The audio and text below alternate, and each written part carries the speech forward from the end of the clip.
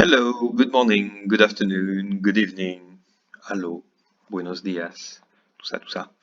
On continue avec cette fois-ci un gros morceau encore une fois, c'est-à-dire comment est-ce qu'il faut poser des questions en anglais, comment on fait pour poser des questions. Donc ça c'est encore une chose qu'il va falloir reprendre, on le reverra de toute façon, mais voilà, il faut quand même le revoir, reposer les choses un petit peu pour voir comment tout ça fonctionne. Alors, attention, c'est un gros morceau, faut s'accrocher. À la limite, je peux vous conseiller de regarder le cours en plusieurs parties, ça peut être pas mal, histoire de... Vous allez voir que ça va être divisé en quelques parties là, et ça peut être pas mal de regarder la première partie, laisser un petit peu reposer, voir un petit peu comment vous avez compris le truc, et ensuite continuer. Ok. Alors, d'abord, en anglais, vous avez trois grands types de questions. Vous verrez qu'après, on verra à la fin d'autres façons de poser des questions, mais vous avez en gros trois grands types de questions, un peu comme en français. Les questions fermées, les questions en oui-non, les yes-no questions, les questions en WH, donc les questions ouvertes, et les questions object-subject. Donc ça vous verrez, ce sera plus clair quand on l'expliquera plus précisément. Ok, donc trois grands types de questions qui ne vont pas se composer de la même manière. Premier type de questions qu'on va voir, c'est donc les yes-no questions, donc les questions dont la réponse est yes ou no, donc les questions fermées. C'est une question fermée. On ne peut répondre que par oui ou non. Est-ce que tu vas bien? Vous ne pouvez pas répondre rouge. Ok, ça c'est une question fermée.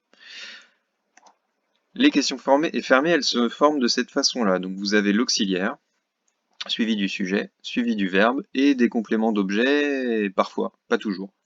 Ok. Exemple, au présent simple. Si on prend la phrase affirmative, You like this film. On va devoir mettre l'auxiliaire. L'auxiliaire ici, ça peut pas être le verbe, hein. Donc là, l'auxiliaire pour un verbe, c'est l'auxiliaire do. Donc on va mettre ici l'auxiliaire, do, puis le sujet, you, puis le verbe, like, et les objets, this film. Exemple avec un prétérit maintenant. You liked this film. Vous allez avoir l'auxiliaire qui va être du coup au passé, au prétérit, did, parce qu'il faut bien qu'on fasse comprendre que cette question est au passé. Donc là, la question, elle va être, l'auxiliaire va porter la marque du temps. Donc did, puis le sujet, you, puis le verbe, like, puis encore une fois les objets, this film. Petite particularité, si vous avez un présent simple ou un autre temps d'ailleurs avec le verbe be, eh bien le verbe be c'est un auxiliaire déjà. Donc vous n'aurez pas à mettre de verbe. Donc là le verbe be il va aller se mettre à la place de l'auxiliaire. Donc you are okay va donner are, auxiliaire, you, le sujet, et bah, pas de verbe, parce qu'on l'a déjà mis là. Mais il faut bien se souvenir que be est un auxiliaire. Ok. Donc là are, you et okay. Le présent be plus ing, donc le présent be plus ing, il est formé de l'auxiliaire be plus d'un verbe avec ing. She is running. Donc l'auxiliaire be et un verbe avec ing. Donc là on va faire pareil, on va mettre l'auxiliaire en premier, is, puis le sujet, she, puis le verbe, run, ing. Troisième exemple avec le futur, donc cette fois-ci on a un auxiliaire modal qui est will. Donc ça vous l'avez vu, les modaux. Donc we will go on holiday. Le we c'est le sujet, le will c'est l'auxiliaire modal, le go c'est le verbe. Et bien là on va suivre donc la structure qui est en haut. Will, auxiliaire, we, le sujet, go, le verbe, et des compléments. On holiday. Dernier exemple avec le present perfect. They have played basketball. Have, c'est l'auxiliaire. Played, c'est le verbe, le participe passé, donc le verbe plus ed. Donc là, l'auxiliaire passe en premier, have, puis le sujet, they, puis le verbe, played, puis basketball, les compléments. Donc vous vous souvenez que quand on a vu tous les temps les uns à la suite des autres, à chaque fois je vous mettais la forme interrogative, normalement ça peut vous aider à créer donc toutes ces questions. Les questions fermées, en yes-no. Donc ça normalement ce sera pas trop compliqué étant donné que c'est quelque chose qu'on a déjà vu dans chacun des verbes. Maintenant, autre type de questions. Les WH questions. Les WH questions, ce sont les questions ouvertes. Donc là, c'est celles où on ne peut pas répondre par oui ou par non. Quelle heure est-il? Non.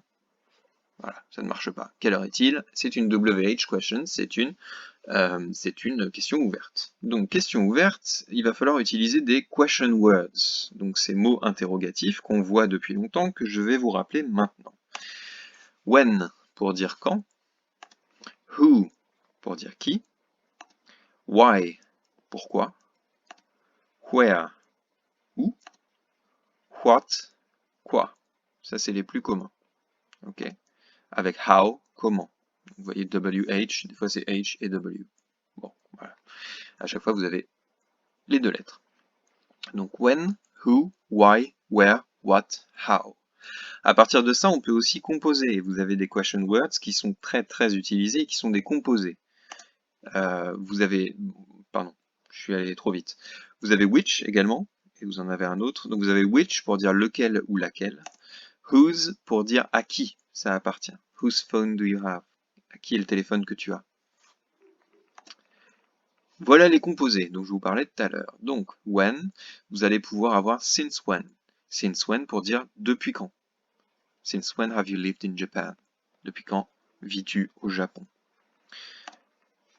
Avec what, vous allez pouvoir faire what et like à la fin de la question pour demander une description. What is your house like? À quoi ressemble ta maison? À quoi ça ressemble? Vous avez what et for. Dans quel but? Pourquoi tu fais ça? Dans quel but? Vous avez le why qui veut dire pourquoi et le what for qui veut dire dans quel but. Okay. Un donne la raison, l'autre donne l'objectif. Avec how, vous allez voir qu'on en a pas mal. Donc avec how, on peut composer avec how long ago, donc le point de départ, une date. How long ago did it happen? Il y a combien de temps c'est arrivé? How long, quelle durée, combien de temps? Donc là c'est la durée, attention, c'est pas le point de départ, c'est la durée. How long is this video? Quelle est la durée de cette vidéo? Je vais vous le dire tout de suite, c'est long, very long. How often, à quelle fréquence, ou how often, encore, hein, comme d'habitude. How often do you see them? À quelle fréquence tu les vois? How much et how many? Ça, normalement, j'ai pas à revenir sur le fait qu'il y en a un qui soit pour des dénombrables et l'autre pour les indénombrables. On y reviendra peut-être dans une autre vidéo, mais pas pour l'instant. Donc, how much pour les indénombrables, donc ce qu'on ne peut pas compter, du sel, de l'eau, de l'huile. On peut pas dire, donne-moi deux sel. Okay. Donc, c'est un indénombrable, donc on utilise much.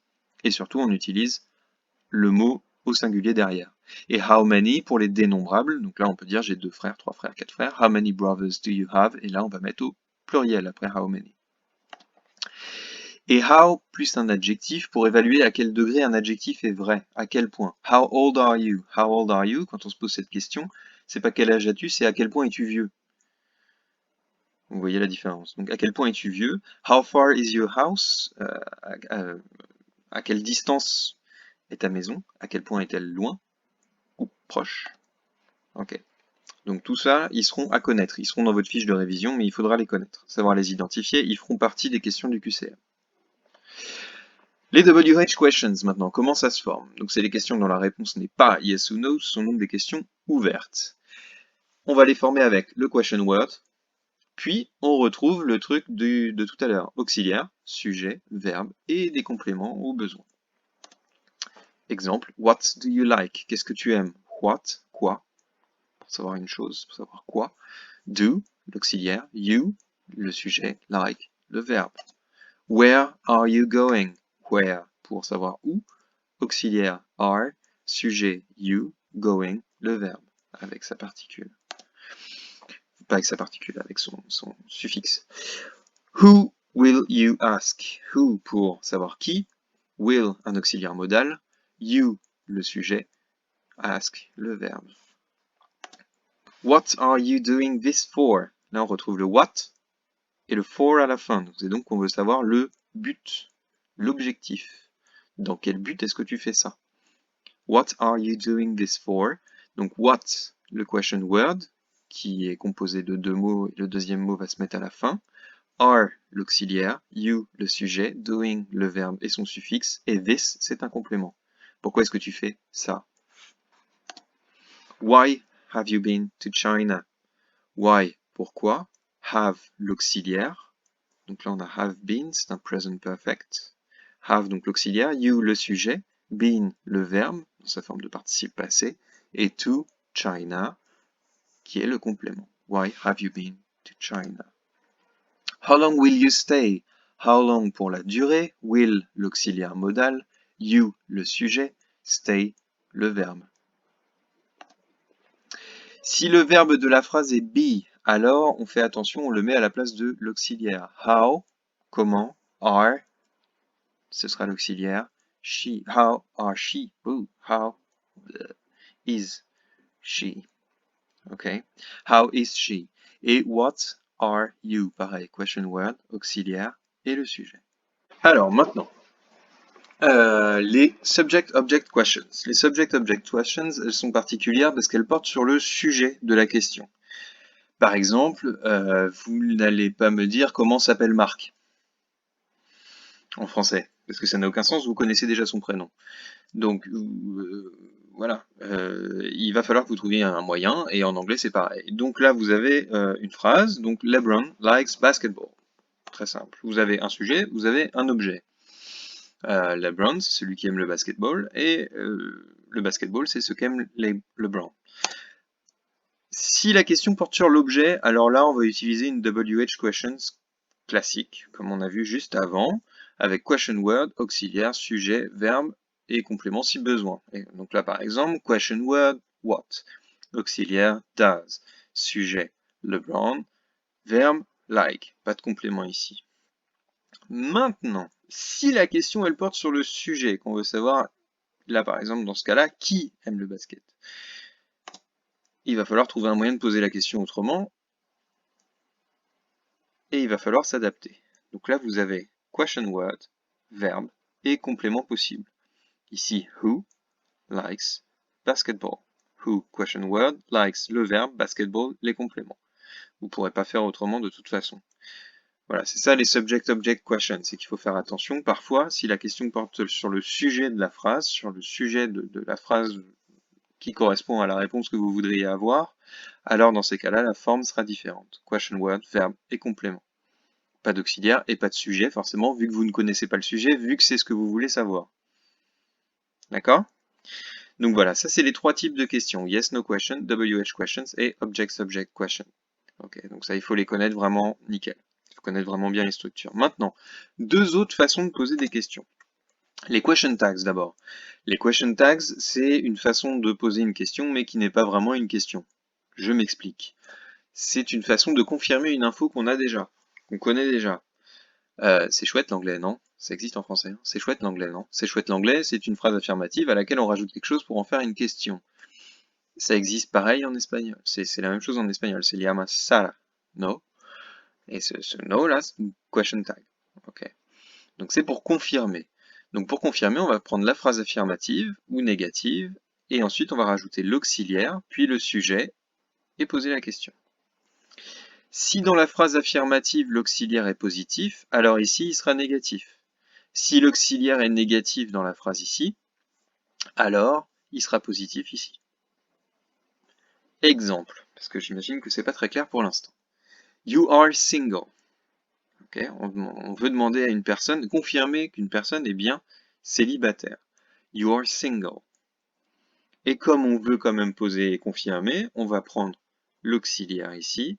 Vu qu'il est positif, on va le mettre négatif là. Okay. Donc ça va donner you are single, aren't you? Parce que c'est une question, donc on met le sujet après. You are single, aren't you? Même chose avec un present perfect. He has been, donc he's been to friends before. Hasn't he? Auxiliaire has. Ici, il est positif, donc là, il va être négatif, et on rajoute le sujet après. He's been to friends before, hasn't he? You didn't buy a new phone. Auxiliaire do. Ici. Donc, qui est négatif, et là, on va le mettre du coup positif. Si c'est négatif, c'est positif. Si c'est positif, c'est négatif. Donc, you didn't buy a new phone, did you? On confirme. Là, la personne est devant nous. Elle nous avait dit qu'elle avait plus de sous, qu'elle pouvait plus dépenser quoi que ce soit. Et elle revient avec un nouveau téléphone. You didn't buy a new phone, did you? Ok, c'est vraiment... Voilà, on confirme, mais on le sait déjà, il est dans sa main, on le voit. You will be gone. Won't you? Tu seras parti, n'est-ce pas? En français, c'est vraiment ce n'est-ce pas. Hein. You will auxiliaire modal, qui est positif ici, donc négatif ici, avec le sujet, point d'interrogation. Okay. Donc you will be gone, won't you? Si jamais le verbe n'est ni have, ni be, ni do, ni un auxiliaire modal, alors du coup il faudra mettre l'auxiliaire do. Donc là on a le verbe like, you like chocolate, don't you? Donc ici c'est positif, ici ce sera négatif. Donc on prend une phrase, si elle est affirmative, enfin si elle est positive, on met l'auxiliaire négatif, puis le sujet, point d'interrogation. Si la phrase est négative, on met l'auxiliaire positif, le sujet, point d'interrogation. Voilà, ça c'est une autre façon de poser des questions, un peu plus précise, étant donné que c'est vraiment pour confirmer. Question indirecte maintenant, c'est comme en français. En français, on peut poser des questions sans poser une question. Exemple ici, vous avez une formule introductive, ok, formule d'introduction, puis le question word, ou if qui en français correspond à si, donc question word ou if, et la phrase positive. Vous voyez, on ne va pas modifier la phrase, on va juste rajouter des choses avant pour en faire une question. Généralement, ça peut être une façon d'être poli, ok, ou une façon de poser d'une autre façon une question, tout simplement. Donc vous avez, là je vous mets quelques exemples de formules. Do you know? Est-ce que tu sais? I wonder, je me demande. I was wondering, je me demandais. Can you tell me? Est-ce que tu peux me dire? I'm not sure, je ne suis pas sûr. Et I don't know, je ne sais pas. Donc ici, do you know when the next train leaves? Est-ce que tu sais quand le prochain train part? Quand part le prochain train? Do you know, donc c'est votre formule d'introduction à laquelle on va rajouter le question word qui correspond. Ici, on veut savoir quand et pas où. Par exemple, quel quai, ok. Mais là, ici, c'est vraiment savoir quand. Donc, on va mettre when. Et la phrase positive. Donc, vous voyez que si on prend que ce petit bout-là, là, eh ben, c'est une phrase positive qui fonctionne très bien toute seule. Et on va rajouter des choses autour pour en faire une question. Do you know when the next train leaves? I wonder. Formule d'introduction, je me demande. When, encore une fois, question word. He will arrive. Quand est-ce qu'il va arriver? Donc là, encore une fois, ça fonctionne tout seul. He will arrive. Et on rajoute des choses devant pour en faire une question, une interrogation, donc une question indirecte. Can you tell me where he lives? Est-ce que tu peux me dire où il habite? Même façon de fonctionner. I'm not sure what he wants to do. Je ne suis pas sûr de ce qu'il veut faire, ce qu'il veuille faire. I don't know if he's coming. Je ne sais pas si il vient. Ce if là, il sert à poser des questions indirectes également.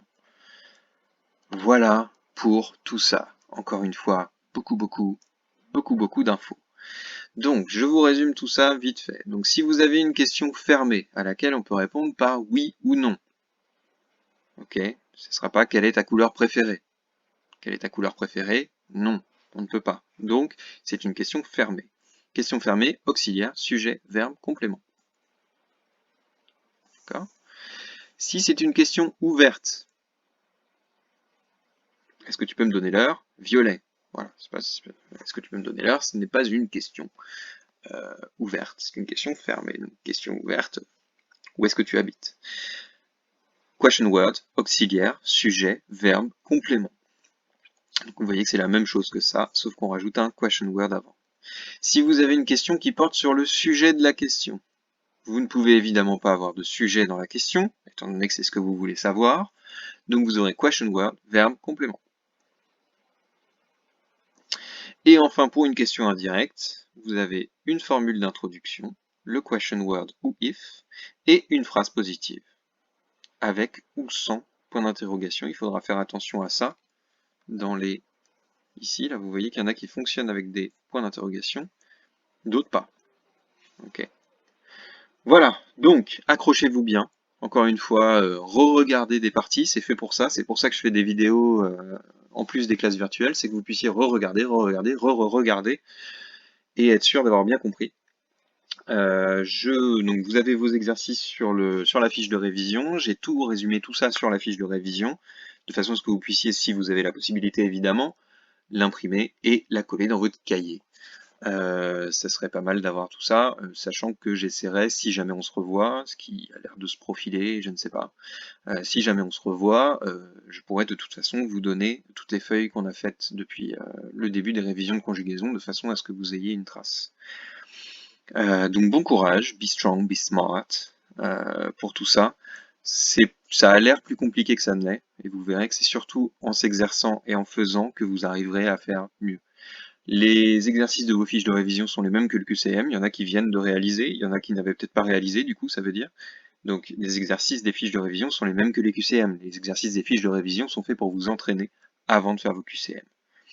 Donc, good luck, be smart. Ok, et on se revoit bientôt. Bye bye.